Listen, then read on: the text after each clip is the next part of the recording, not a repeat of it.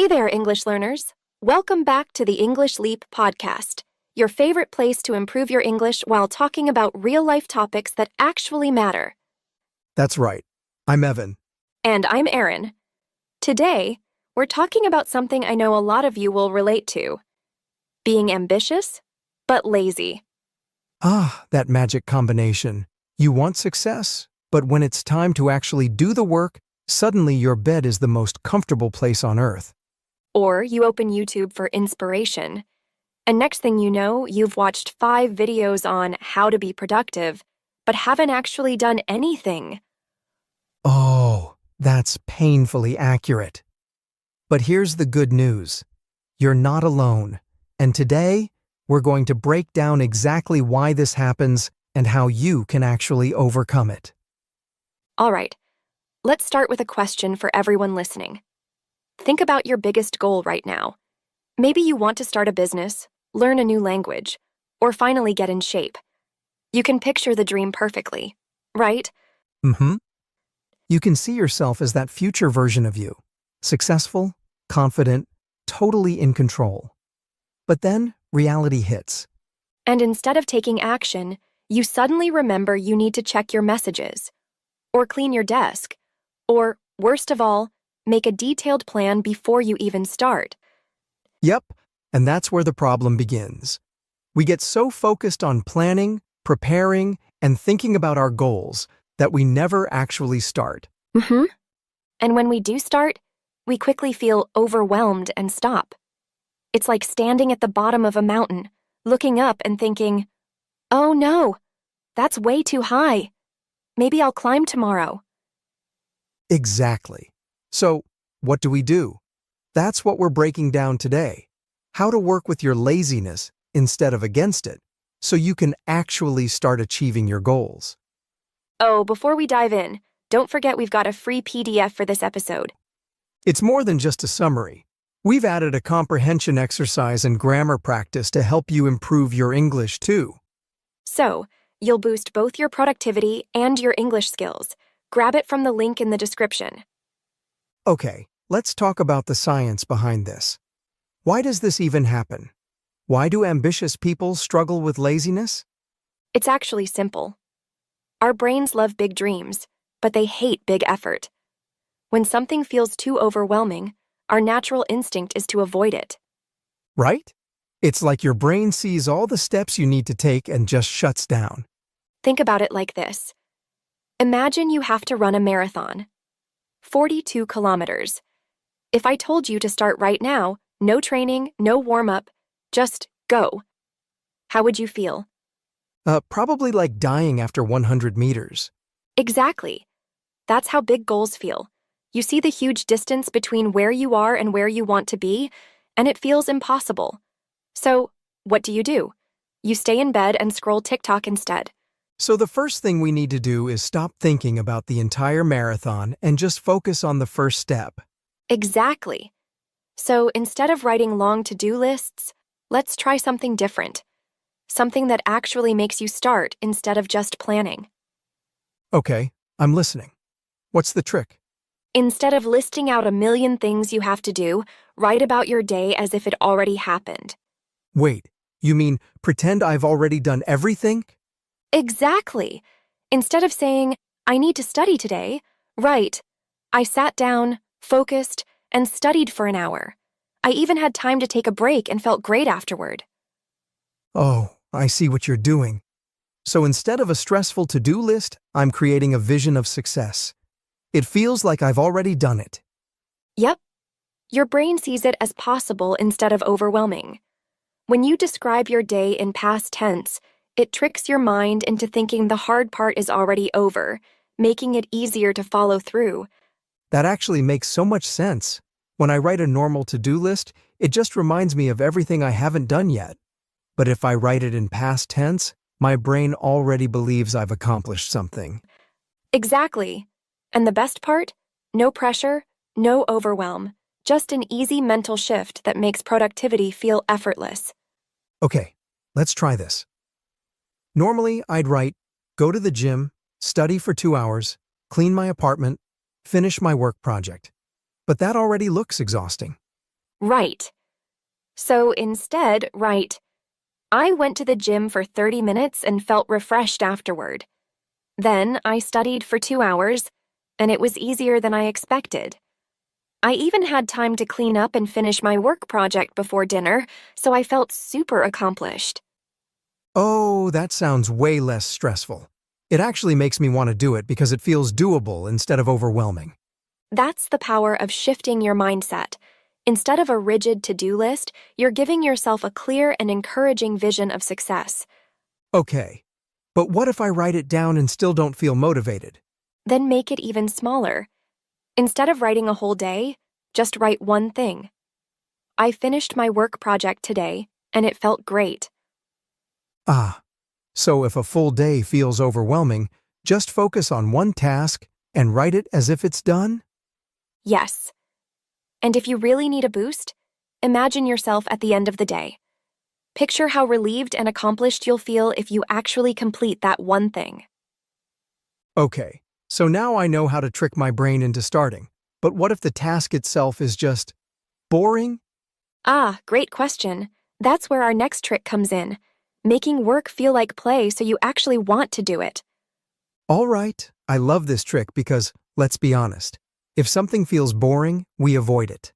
But if it's fun, we'll do it for hours. Exactly. So instead of forcing yourself to work hard, you can trick your brain into wanting to do the task. Okay, but how do we do that? I mean, work is work, right? Not necessarily. Let's say you need to clean your room. What's something that makes it feel less boring? Music! I blast my favorite songs and suddenly, I'm a cleaning superstar. Exactly. Small changes make a huge difference. Music, a different location, even a cup of coffee. These small things can make boring tasks way more enjoyable. All right, but what about things like studying? How do I make that fun? Turn it into a game. Set a timer for 10 minutes and challenge yourself to finish as much as possible before the time runs out. Ooh, like a speed round? That makes it way more exciting. Yep. Or use rewards. If I finish this task, I get a coffee break. I love it. So instead of forcing myself to work, I just make it fun. Exactly. And that's what makes it easier to start and stay focused. Okay, so now I'm starting and having fun. But what if I still don't finish things? Ah, that's where our next trick comes in. The unfinished task effect. Let's get into it. So we've talked about how to start and how to make work fun. But let's talk about another problem. Starting something and then just never finishing it. Oh, that's me. I'll begin something, feel productive for a while, then suddenly lose motivation and convince myself I'll finish it later. But later never happens. And the worst part? That unfinished task stays in your mind, making you feel guilty every time you think about it. Yes, I'll completely ignore something for weeks, but then the moment I try to relax, my brain suddenly reminds me about it. That's called the Zeigarnik effect. It's a psychological trick our brains play on us. Once we start something, our minds don't like leaving it incomplete. Oh, so that's why when I start a Netflix show, I have to finish it. Exactly. And you can use that same trick to your advantage with work and productivity. Okay, so how do we make the Zeigarnik effect work for us instead of against us? Simple. Don't aim to finish, just aim to start. The moment you begin, your brain will naturally push you to keep going because it hates leaving things unfinished. So instead of saying, I need to finish this report, I say, I'll write the first sentence? Exactly. Once you write that first sentence, your brain won't want to leave it hanging. Before you know it, you've written a full paragraph, then a page, then you're done. Oh, that's sneaky. It's way easier to convince myself to do one small thing than to commit to the whole task. So now we know how to start, how to make work fun, and how to keep going once we've started. But what if we're spending time on the wrong things? What if we're just being busy instead of being productive? Oh, I know this one. I have days where I'm super busy answering emails, organizing my files, checking notifications, but by the end of the day, I've done nothing important. Exactly. And this is what happens when we don't prioritize correctly. Just because you're doing something doesn't mean you're making progress. Right. It's like running on a treadmill. Lots of effort, but you're not actually going anywhere.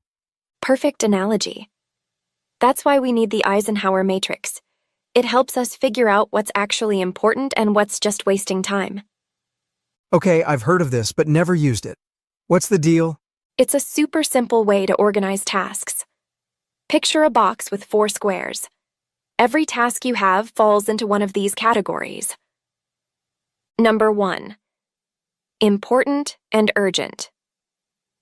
Do it now. Like deadlines, emergencies, last-minute prep. Number 2. Important but not urgent. Schedule it. Like learning a skill, working out, long-term projects. Number 3. Urgent but not important. Delegate it. Like emails, small admin tasks, unnecessary meetings. Number 4. Neither important nor urgent. Delete it. Like mindless scrolling, binge-watching random videos. Oof. So my 2-hour research session on productivity videos falls in category 4, huh? Yep. If it's not actively helping you reach your goals, it's probably just a distraction. Okay, so how do I use this? Just write down my tasks and categorize them. Exactly. And once you see where your time is going, you'll realize a lot of what feels urgent can actually be ignored or scheduled for later. That makes sense. So instead of feeling busy all the time, I focus on what actually moves me forward. Exactly. Work smarter, not harder. Okay. But what about people who get stuck because they're afraid of failing? Like, sometimes I avoid things just because I don't want to mess up. Ah, that's a big one. That's where our next trick comes in. Learning to embrace being bad at something so you can actually improve. All right, I'll be honest. I hate being bad at things. If I'm not naturally good at something, I tend to just not try. Oh, I so get that. And that's exactly why perfectionism makes people more lazy. We don't start things because we're scared of failing.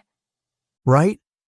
Like, I've always wanted to learn guitar, but after struggling with a few chords, I thought, yeah, maybe I'm just not meant to play.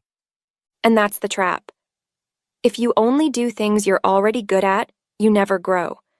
The problem isn't being bad at something, it's expecting to be great at it instantly. So how do we fix that? The best way to fight perfectionism is to choose something where you don't care about being good. Pick a hobby just for fun. Oh, so I should start something I know I'll be bad at, on purpose? Exactly. It can be anything. Bad dancing, baking chaotic cookies, drawing stick figures. Just something where you can enjoy the process instead of obsessing over results. Wait, so I can just suck at something and have fun with it? Yep. When you stop fearing failure, you start more things. And that's what leads to real progress. Okay, that actually makes a lot of sense. But let's say I get over my fear and start something new. How do I make sure I stick to it and don't fall back into old habits? Ah, great question. That's where our final trick comes in. Learning how to think like the person you want to become. All right, I'm curious about this one. Are you telling me I need to time travel? Not exactly. But instead of asking yourself, what should I do? Try asking, what would my future successful self do? Okay, I like this. So if I want to be fit, instead of thinking, should I work out today? I ask, would a fit person skip their workout? Exactly. Your brain starts adjusting to act like that future version of you, and the more you do it, the more it becomes a habit. So how do I actually apply this? Simple.